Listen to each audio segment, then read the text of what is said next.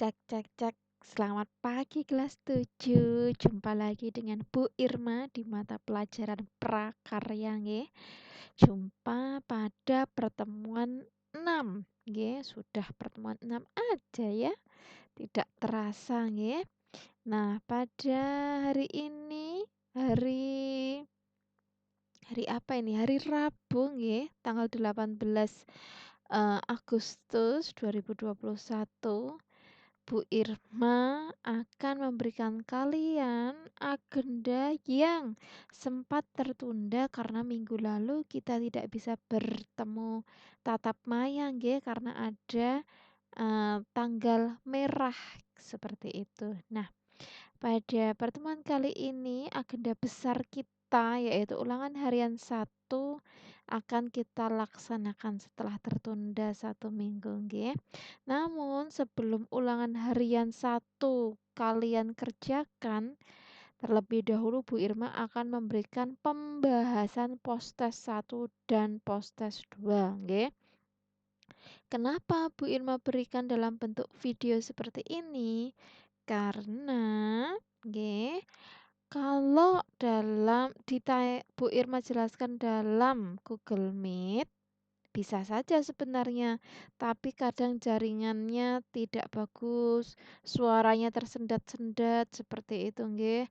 Ada juga yang berhalangan karena kuotanya terbatas tidak bisa ikut Google Meet seperti itu. Nah, Bu Irma mengambil keputusan, Bu Irma rekamkan agar apa? Agar kalian dapat mendengarkan dengan baik meskipun kuota kalian terbatas. Kalau di-upload di YouTube kan kalian bisa pilih itu ya, mau versi yang berapa agar menghemat kuota nggih, seperti itu. Nah, Bu Irma akan berikan pembahasan postes 1 dan postes 2. Jangan berkecil hati kalau memang ada hal yang belum dipahami atau ada hal yang masih dibingungkan, silahkan japri Bu Irma. Oke, terima kasih. Kita langsung saja mulai pembahasannya di postes 1 terlebih dahulu ya, yang sudah kalian kerjakan beberapa saat yang lalu. Ada 10 soal dalam bentuk benar salah. Oke, benar salah. A untuk salah, B untuk benar. Mulai dari nomor 1 nggih. Nah, nomor 1 postes 1. Buah segar adalah bahan pangan yang tidak memerlukan pengolahan sudah dapat dikonsumsi secara langsung. Salah atau benar?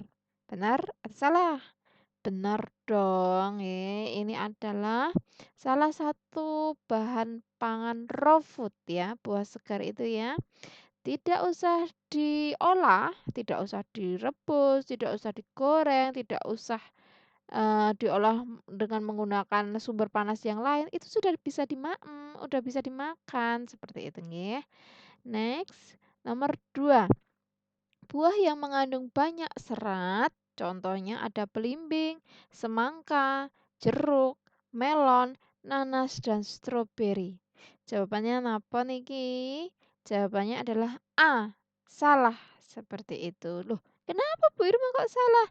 Karena buah-buah yang disebutkan yang ada di nomor 2 yang disebutkan di nomor 2 itu kebanyakan banyak mengandung air, bukan serat. Seperti itu nggih. Next. 3. Karakteristik buah dapat dikelompokkan menjadi berdasarkan musim, berdasarkan ketebalan kulit, berdasarkan proses kematangan, berdasarkan iklim tempat tumbuh. Bu Irma tipe ya ini ya, nggak apa-apa ya, mohon dimaklumi. Nomor 3, jawabannya apa ini? Jawabannya adalah A. Salah. Kenapa kok salah Bu Irma? Karena ada kalimat berdasarkan ketebalan kulit. Salah niku. Kalau yang berdasarkan musim benar, berdasarkan proses pematangan benar, berdasarkan iklim tempat tumbuh benar. Tapi karena ada kalimat berdasarkan ketebalan kulit, jadinya pernyataan ini salah. Oke, next. Salah satu ciri buah musiman adalah ada sepanjang tahun dan tidak bergantung musim. Jawabannya Salah ya, karena namanya aja buah musiman, berarti hanya ada pada musim tertentu atau waktu-waktu tertentu, seperti itu ya. Cetha bergantung kepada musim ya. Next, 5. Contoh buah musiman adalah durian dan rambutan. Tahu kedua buah ini ya? Durian itu ya famous lah ya orang Indonesia, masa durian nggak ngerti. Rambutan juga ya tiap-tiap nek musim itu ada ya. Nah, contoh buah musiman adalah durian dan rambutan. Jawabannya pun leres atau benar ya. Durian dan rambutan adalah buah musiman.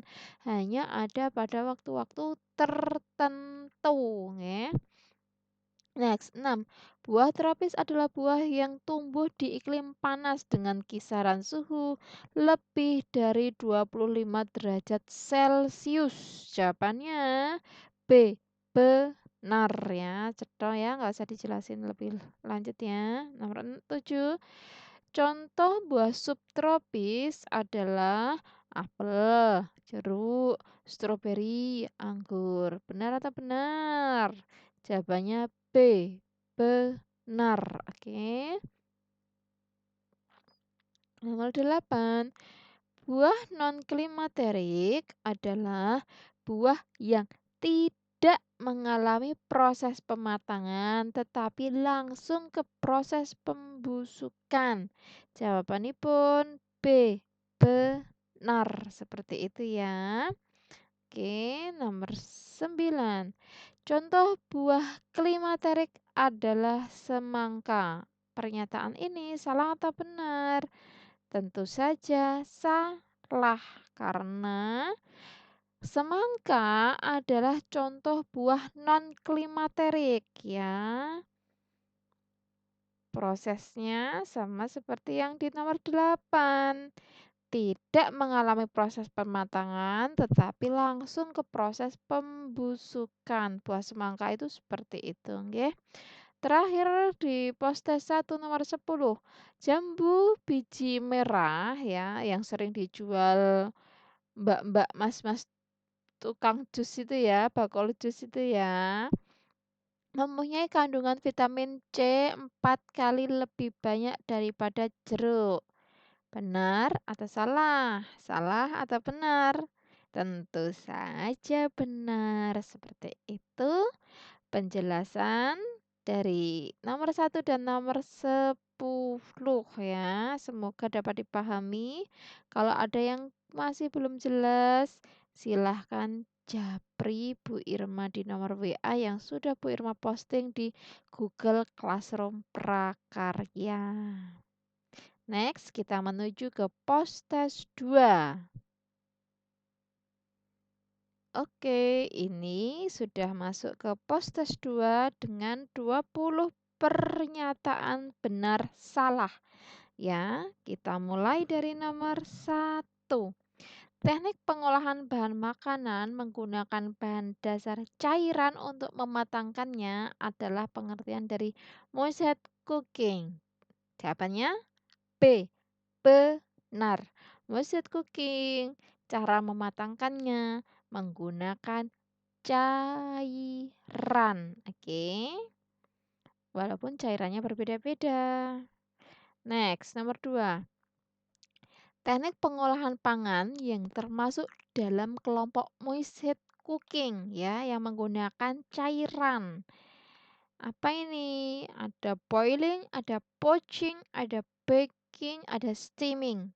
Jawabannya A. Salah. Kenapa Bu Irma kok salah? Karena ada baking. Oke, karena ada baking. Apa itu baking anak-anak? Masih ada yang ingat? Baking adalah memanggang ya atau mengoven menggunakan oven. Baking masuk ke dalam kelompok dried cooking ya, pengolahan panas kering seperti itu. Kalau boiling, poaching, steaming bener nggih. Bener moisture cooking maksudnya nggih. Next, Titik didih cairan adalah 100 derajat Celcius. Gampang sekali ini nggih jawabanipun B, benar. Nomor 4, air, kaldu, susu, dan minyak goreng. Astagfirullah Bu Irma kok tipu ini, maaf ya. Air, kaldu, susu, dan minyak goreng adalah cairan yang sering digunakan untuk mengolah bahan makanan dengan teknik merebus atau boiling. Jawabannya adalah A. Salah. Kenapa? Ya karena merebus nggak pakai minyak goreng. Kalau dalam jumlah yang banyak minyak gorengnya, kan merebus kan airnya banyak ya. Kalau minyak banyak berarti deep frying ya. Kalau air banyak boiling gitu nggih. Next, nomor 5. Teknik poaching ialah cara memasak bahan makanan dalam bahan cair sebatas menutupi bahan makanan yang direbus dengan api kecil di atas titik didih atau lebih dari 100 derajat Celcius. Bagaimana dengan pernyataan nomor 5 ini anak-anak? Jawabannya apa? Jawabannya adalah A. Salah. Loh, kok bisa Bu Irma? Ayo toh dibaca dari awal sampai akhir, jangan cuma depannya tok ya. Salah karena nomor 5 yang bagian akhir ini loh, kalimatnya akhir ini loh ya. Di atas titik didih atas 100 derajat Celcius.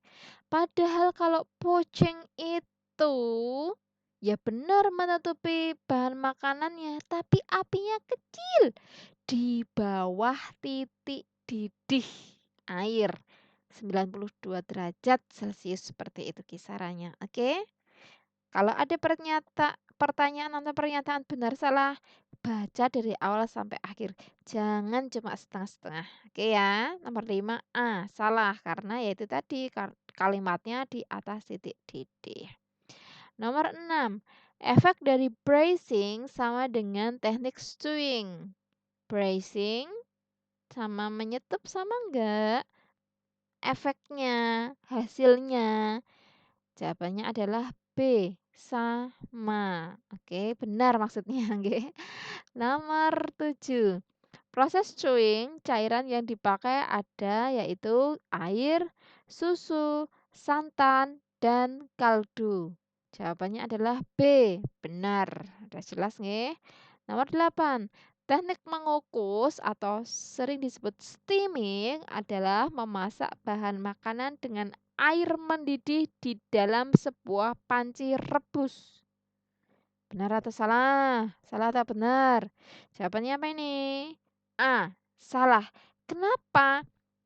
Karena kalimatnya ini perhatikan ya, dengan air mendidih. Padahal Bu Irma pernah sampaikan saat penjelasan itu kalau mengukus atau steaming keywordnya apa? Uap air ya, uap air mendidih. Uapnya saja yang dipakai mematangkannya. Seperti itu ya. Jadi nggak kena bahan makanannya tuh nggak kena air. Kalau kalimat nomor 8 ini kan kena ya, kena air di dalam sebuah panci rebus ya. Padahal mengukus steaming menggunakan apa? Dandang, menggunakan risopan, menggunakan steamer, seperti itu nggih. Ya. Next.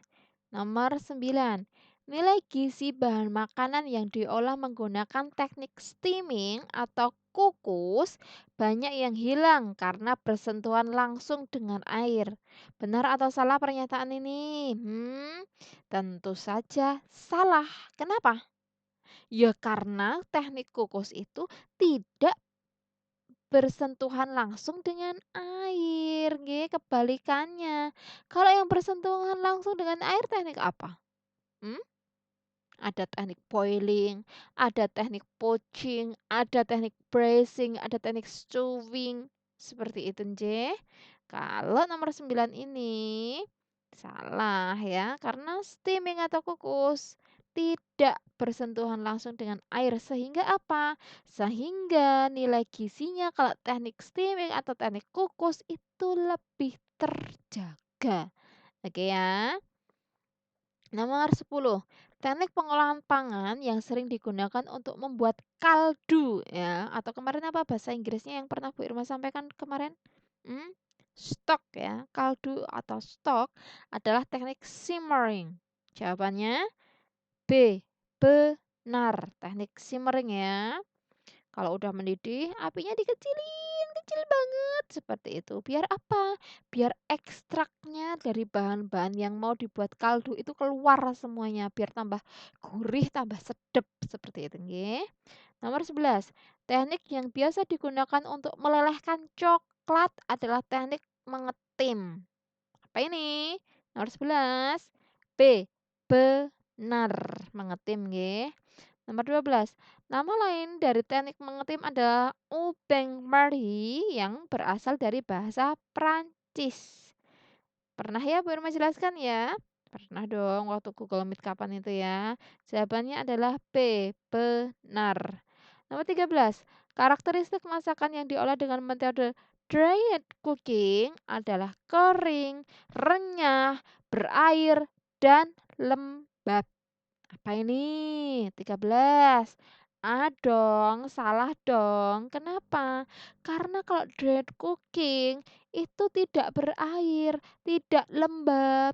Kalau berair dan lembab itu adalah karakteristik masakan moist head cooking. Seperti itu. Oke ya, paham ya? Next. Nomor 14, salting dan baking adalah salah satu kelompok teknik pengolahan pangan dari dried cooking. Salting, baking. Apa bahasa Indonesianya? Salting itu tumis, baking itu panggang atau di oven ya. Berarti masuk nggak ke dried cooking? Masuk dong. Jawabannya B. Benar. 15. Salah satu ciri dari teknik deep frying adalah menggunakan minyak yang sedikit dengan satu kali dibalik di atas wajan datar. Bu Irma banyak tipenya, maaf ya. Nomor 15 jawabannya apa? A. Salah. Kenapa? Karena deep frying itu tidak menggunakan minyak yang sedikit. Ya, tidak menggunakan minyak yang sedikit kalau deep frying. Bagaimana dengan deep frying yang benar? Deep frying yang benar itu menggunakan minyak yang banyak dan wajannya tidak datar. Karena minyaknya banyak, otomatis wajannya cengkung atau dalam, gitu ya. Dan lem balik biasanya ya lebih nek dari satu kali, seperti itu nggih. Nomor 16, teknik menumis atau salting adalah teknik memasak dengan menggunakan sedikit minyak olahan dan bahan makanannya yang telah dipotong kecil atau diiris tipis yang dikerjakan dalam waktu yang sebentar dan cepat. Diaduk-aduk serta ditambah sedikit cairan sehingga sedikit berkuah atau basah. Benar atau salah pengertian itu? Jawabannya adalah B, benar ya. Karena teknik sauting atau tumis itu minyaknya dikit aja ya. Terus bahan-bahannya udah dipotong kecil-kecil dan diaduk cepet ya.